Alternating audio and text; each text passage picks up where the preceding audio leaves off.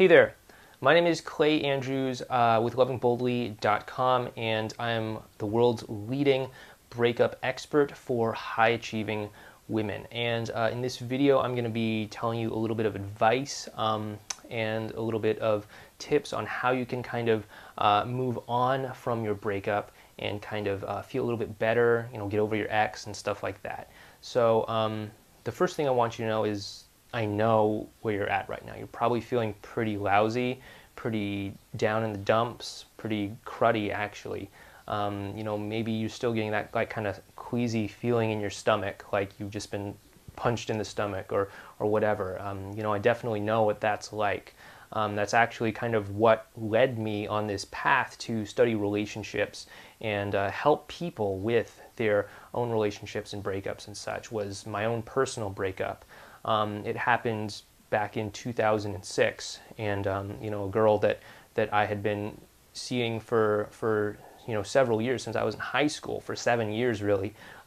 She actually decided to leave me. It wasn't our first breakup. We actually went through several breakups, and I did the whole get back together thing and everything like that.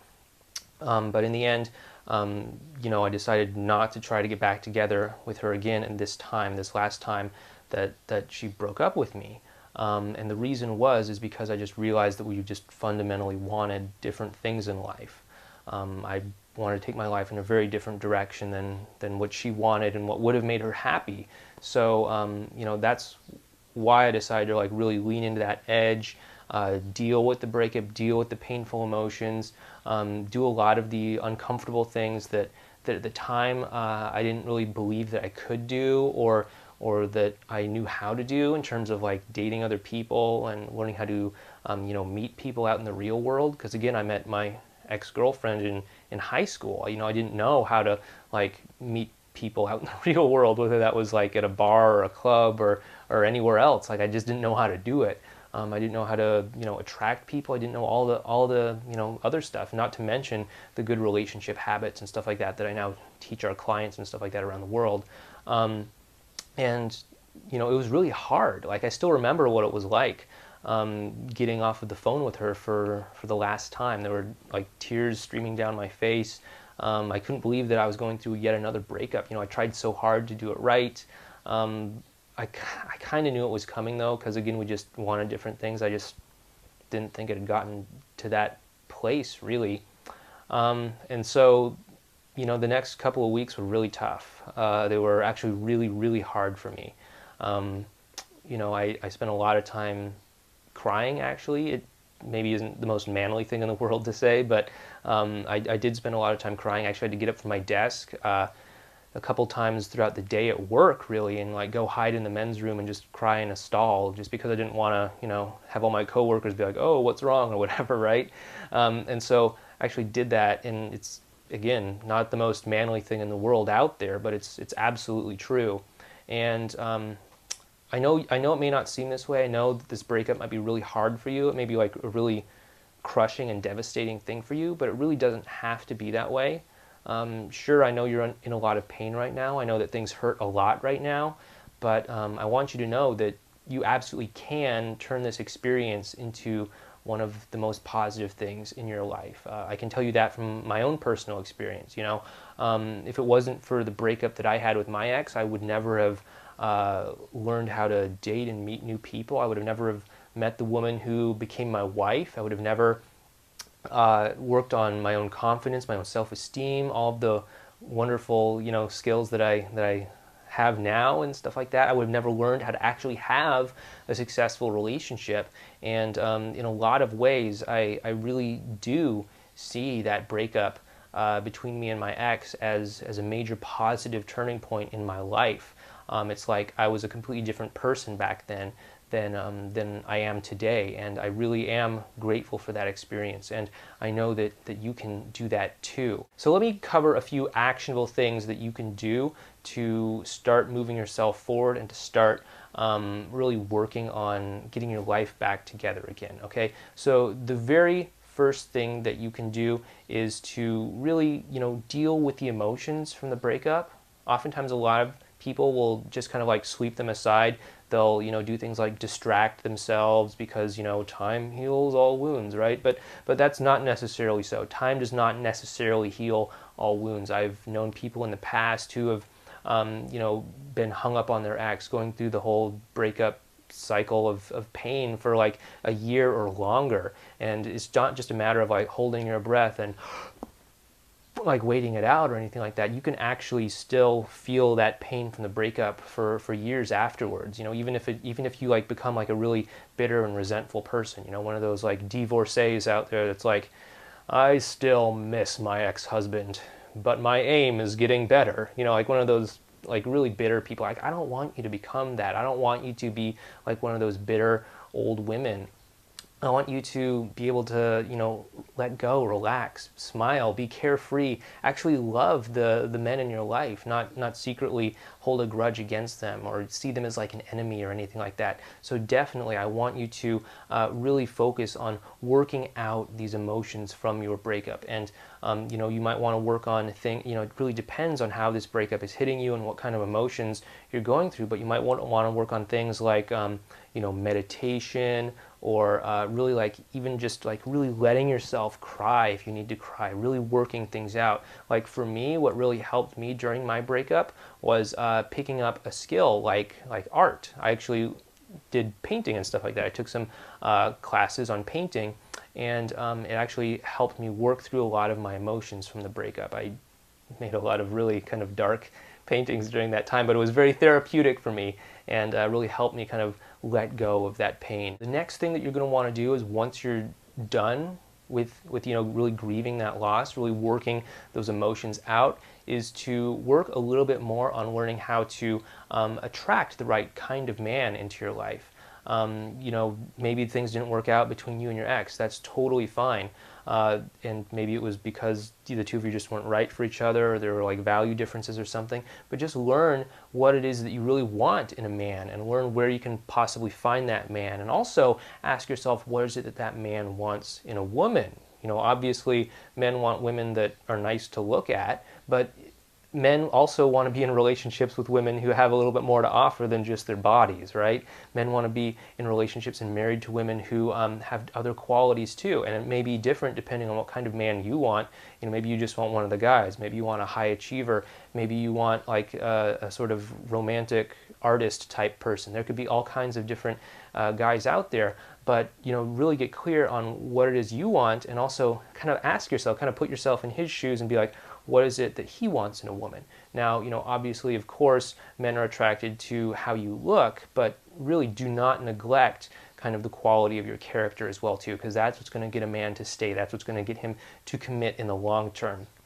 In addition, I'd like you to also focus on your own social circle, in terms of who you're interacting with on a regular basis. I know that when we end up in relationships, oftentimes we end up in what's called a fused relationship, where we kind of look to our partner to prop us up emotionally, to be the source of our amusement, our joy, our social interactions and stuff like that, where oftentimes when we kind of go through a breakup, it's like suddenly part of us just gets ripped off and we just feel like half a person, right? Because we've put so much stock into our partner to like meet all of our emotional needs. So what I want you to do is to start building a social circle around yourself of friends and stuff like that. Even if they're not like handsome hunky guys, even if they're just like girlfriends or neighbors or whatever, that's totally fine. Just build up a social circle, because you never know who's going to have like a very attractive single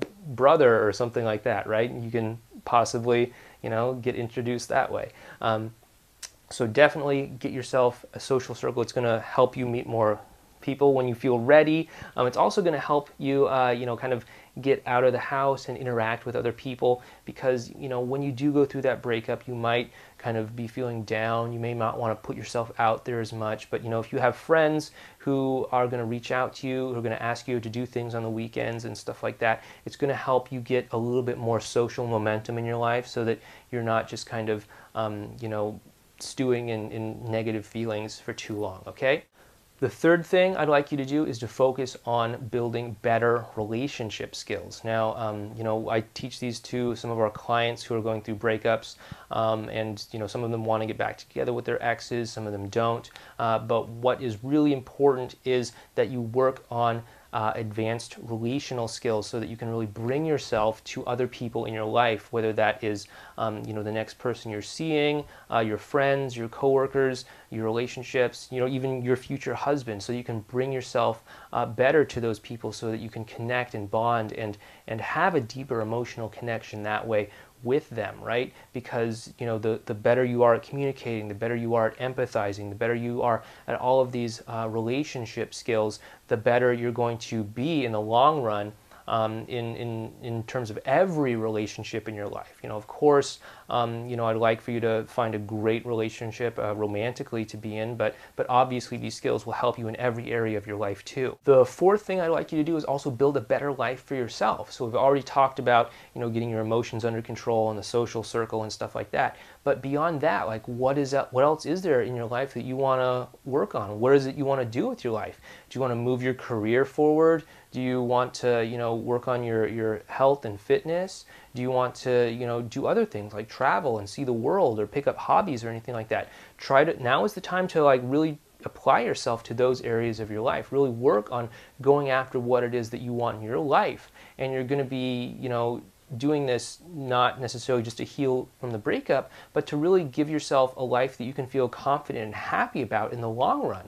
So that when you do feel ready to go out and start dating other people and seeing other people again, that you'll really be able to be proud of yourself and proud of the person that you are, because that's going to give you a whole lot more self-esteem and make it so you're not so anxious and insecure around other people. If you're doing something that really uplifts you, that really helps you feel as if you are the best version of yourself possible, then you're going to feel a whole lot better about going out there and meeting new people and interacting with new people, and really feel like you deserve that great relationship with the great guy that maybe you might meet. You never know when, right? And if you are still feeling kind of insecure or not so great about yourself, you're going to have a really hard time in getting his attention and really inspiring him to want to be with you. So definitely live a life that you are absolutely proud of, with or without a guy in it. Number 5 is to get your health under control, get in shape. Guys, they do care a lot about a woman's physical appearance.